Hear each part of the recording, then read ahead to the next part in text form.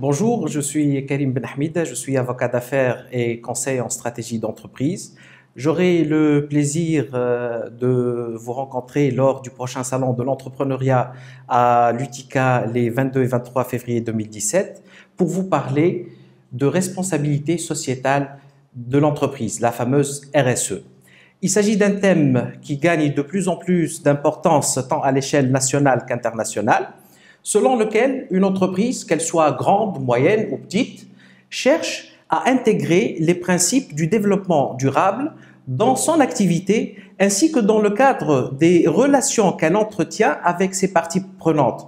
Les parties prenantes, cela veut dire par exemple ses clients, ses fournisseurs et plus généralement tout individu ou groupe d'individus pouvant être impactés directement ou indirectement par l'activité de l'entreprise. Ceci se fait via ce qu'on appelle une démarche RSE, laquelle démarche est élaborée selon les principes et les lignes directrices de la fameuse norme internationale l'ISO 26000 sur la responsabilité sociétale des entreprises et des organisations. Cette démarche RSE aussi, elle est élaborée de façon volontaire. Et si on veut être, disons, plus concret, il s'agit pour l'entreprise de chercher un juste équilibre entre les trois principes du développement durable, à savoir équité sociale, développement économique et aussi respect ou bien protection de l'environnement. Il faut dire que l'état des lieux diffère entre, disons, à l'échelle nationale et l'échelle internationale. La fameuse norme ISO 26000 a été adoptée depuis l'année 2010.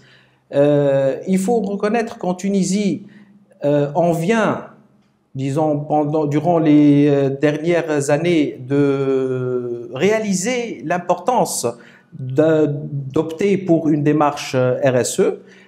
Actuellement, nous avons de plus en plus d'entreprises qui sont engagées dans la RSE et qui sont en train d'élaborer leur propre démarche en la matière. Au début, il faut dire que c'était principalement les grandes entreprises qui étaient plus engagées dans la RSE, mais actuellement, il y a eu une prise de conscience par toutes les entreprises et permettez-moi de vous préciser que la RSE n'est pas l'affaire uniquement, disons, des entreprises privées. Actuellement, nous avons aussi de plus en plus d'entreprises publiques qui sont en train de s'engager dans la RSE et pour être plus direct, pour vous répondre, nous avons aujourd'hui de plus en plus d'entreprises moyennes et petites qui s'engagent dans la RSE. Lorsqu'on parle de responsabilité sociétale de l'entreprise, on parle de développement durable. Or, il y a une sorte de confusion qu'on peut rencontrer parfois quant au développement durable, ce dernier n'étant pas limité au respect de l'environnement. Il s'agit donc de trouver un juste équilibre entre trois principales composantes ou bien trois piliers du développement durable, à savoir l'équité sociale, le développement économique et le respect de l'environnement.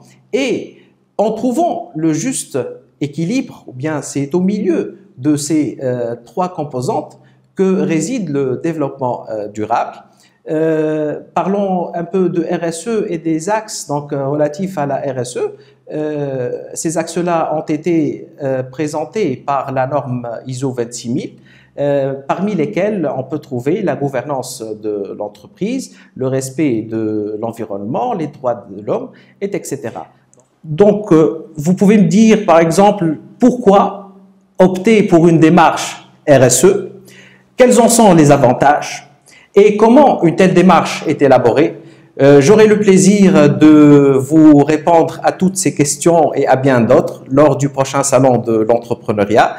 Et je vous invite cordialement à vous inscrire sur le site de l'événement www.se.tn et j'aurai le plaisir de répondre donc à toutes les questions que vous pourriez avoir sur la fameuse RSE. Soyez les bienvenus.